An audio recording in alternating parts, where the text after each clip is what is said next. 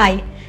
2025 NEET സ്വപ്നം കണ്ട് ബ്രില്യൻറ്റിലേക്ക് എത്തിയ മക്കളുടെ ആദ്യത്തെ ബാച്ച് ഇന്ന് സ്റ്റാർട്ട് ചെയ്തിരിക്കുന്നു.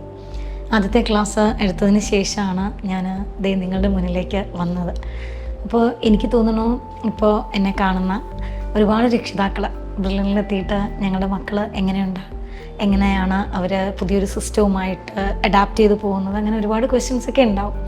ഞാൻ കയറിയ ക്ലാസ് വെച്ച് തന്നെ പറയാം, കുട്ടികളെല്ലാം തന്നെ വളരെ ഹാപ്പിയാണ്. അവർ അടുത്ത വർഷം സ്വപ്നം കണ്ട് എങ്ങനെയാണ് പോകേണ്ടതെന്ന് കൃത്യമായൊരു പ്ലാനിങ് ഉള്ളതുപോലെ തന്നെ തോന്നി. എനിക്ക് തോന്നുന്നു ആ ഒരു കോൺഫിഡൻസ് ക്ലാസ് എടുക്കാൻ കയറുമ്പോഴും നമുക്കുണ്ട്. കേട്ടുകൊണ്ടിരിക്കുന്ന രക്ഷിതാക്കളും അത് മനസ്സിലാക്കുക. അവരെല്ലാവരും തന്നെ അത്യാവശ്യം നല്ല കോൺഫിഡൻ്റ് ആണെന്ന് മാത്രമല്ല, നമ്മൾ പറഞ്ഞു കൊടുക്കുന്ന കാര്യങ്ങളെ കൃത്യമായി അക്സെപ്റ്റ് ചെയ്യാനും അവർ തയ്യാറാണ്. അത്യാവശ്യം നന്നായിട്ട് റെസ്പോണ്ട് ചെയ്യുന്ന ഏറ്റവും എനർജറ്റിക് ആയിട്ടുള്ളൊരു ക്ലാസ്സിൽ തന്നെയാണ് ഞാനിപ്പോൾ കയറിയിട്ട് വന്നത്. അപ്പോൾ എനിക്ക് തോന്നി ഇന്ന് ഈ ഒരു ക്ലാസ് കഴിയുമ്പോൾ കുട്ടികൾക്ക് ഒരു പക്ഷേ ഒരു 1.5 മാസം അവധിയൊക്കെ കഴിഞ്ഞ് അവർ പുതിയൊരു സിസ്റ്റത്തിലേക്ക് വന്ന് തുടങ്ങിയിരിക്കുന്നു. അപ്പോൾ ഞാൻ അവരോടും പറഞ്ഞു, നിങ്ങൾ ഇനിയുള്ള ഏറ്റവും ആദ്യമായിട്ട് ചെയ്യേണ്ട ഒരു കാര്യം, നമ്മളെല്ലാം തന്നെ അത്യാവശ്യം ഒരേ ലെവലിൽ നിൽക്കുന്ന സ്റ്റുഡൻസാണ്. പക്ഷേ അവിടെ ഒരു മത്സര പരീക്ഷ വരുമ്പോൾ, അല്ലെങ്കിൽ കുറേ പേര് തമ്മിലൊരു ഓട്ട മത്സരം നടക്കുമ്പോൾ കുറച്ച് പേര് മാത്രം പുറകിലോട്ട് പോവുകയും മറ്റ് കുറച്ച് പേര് മുന്നോട്ട് പോവുകയും ചെയ്യുന്നു. പക്ഷേ അവരുടെ ഒരു ഡേറ്റ് നോക്കിയാൽ എല്ലാവരും ഒരേ കാലിബറുള്ള അത്യാവശ്യം നന്നായിട്ട് ഹാർഡ് വർക്ക് ചെയ്യാൻ തയ്യാറായിട്ടുള്ള കുട്ടികളുമാണ്. ഇവിടെ എന്താണ് നമുക്ക് ആദ്യം ചെയ്യേണ്ട ഒരു കാര്യം, നമുക്കൊരു ഡെഡ് ലൈൻ ഉണ്ടാക്കി വെക്കുക എന്നുള്ളതാണ്. ഡെഡ് ലൈൻ എന്ന് പറയുമ്പോൾ 2025 നീറ്റിൻ്റെ ഡെഡ് ലൈൻ ആ വർഷം നമ്മൾ മാർച്ചിലോ ഏപ്രിലോ അല്ല സെറ്റ് ചെയ്യേണ്ടത്, മറിച്ച് ഇപ്പോഴേ തന്നെ. ഇപ്പോൾ നമ്മൾ ഈ 2024 ജൂണിൽ തന്നെ നമ്മളതൊരു ഡെഡ് ലൈൻ സെറ്റ് ചെയ്ത് ഓരോ ദിവസവും ഇവിടുത്തെ ടൈം ടേബിൾ നിങ്ങൾക്ക് കിട്ടിയിട്ടുണ്ട്. അല്ലെങ്കിൽ ഓരോ ദിവസവും ഒരു മണിക്കൂറിൽ ഓരോ മണിക്കൂറിനെയും ഞാൻ എങ്ങനെയാണ് വിനിയോഗിക്കേണ്ടത്. സേ ഫോർ എക്സാമ്പിൾ 7:30 ബാച്ചിൽ കയറുന്ന ഒരു കുട്ടി ഫ്രീ ആകുന്ന സമയം അറിയാം. അപ്പോൾ എത്ര സമയം ഞാൻ വീട്ടിലുണ്ടാകും, എത്ര സമയം ക്ലാസ്സിലുണ്ടാകും, വീട്ടിലിരിക്കുന്ന സമയം അന്ന് പഠിപ്പിച്ച 3 സബ്ജക്റ്റ് അതെങ്ങനെ വിനിയോഗിക്കണം, ഇതെല്ലാം തന്നെ പ്രീ പ്ലാൻഡ് ആയിട്ട് ഒരു പ്ലാനിങ് ഉണ്ടാക്കുകയാണ് ഏറ്റവും ആവശ്യം വേണ്ടത്. അപ്പോൾ എന്നെ കേട്ടുകൊണ്ടിരിക്കുന്ന നിങ്ങളെല്ലാവരും, നമ്മുടെ സ്റ്റുഡൻസ് എല്ലാം വെളിയിൽ നിന്നാണ് കേൾക്കേണ്ടതെങ്കിലും ഈ ഒരു വർഷം ഇനി ഞാൻ എങ്ങനെ പഠിക്കണം എന്ന് ആലോചിക്കുന്ന ഓരോ കുട്ടിയും ആദ്യം ചെയ്യേണ്ടത് വ്യക്തമായ ഒരു പ്ലാൻ ഉണ്ടാക്കുകയാണ്.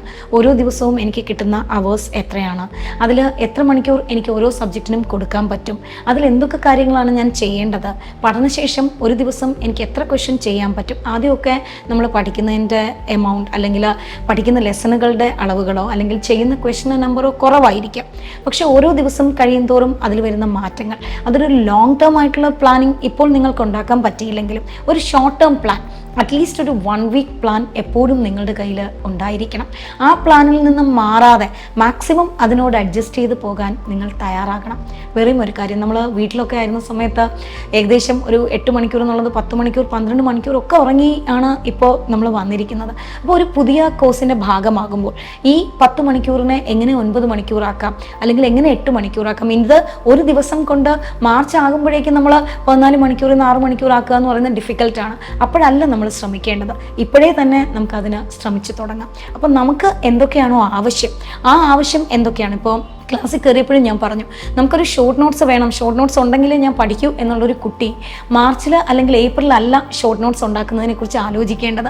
ഫസ്റ്റ് ഡേ ഓൺവേർഡ്സ് എപ്പോഴാണോ നമ്മളൊരു ചാർട്ട് ഉണ്ടാക്കി ഒരു പ്ലാനിങ് ഉണ്ടാക്കി ആദ്യമായിട്ട് പഠിക്കാനിരിക്കുന്നത് മുതൽ നമുക്ക് എന്തൊക്കെയാണ് ആവശ്യം അതനുസരിച്ച്. ഇപ്പോൾ എല്ലാവർക്കും ഷോർട്ട് നോട്ട്സ് വേണമെന്നില്ല, ടെക്സ്റ്റ് വായിക്കാൻ പറ്റും. ഷോർട്ട് നോട്ട്സ് വേണം എന്നുള്ളവർ ആദ്യം തന്നെ ഷോർട്ട് നോട്ട്സ് ഉണ്ടാക്കാൻ തുടങ്ങുക.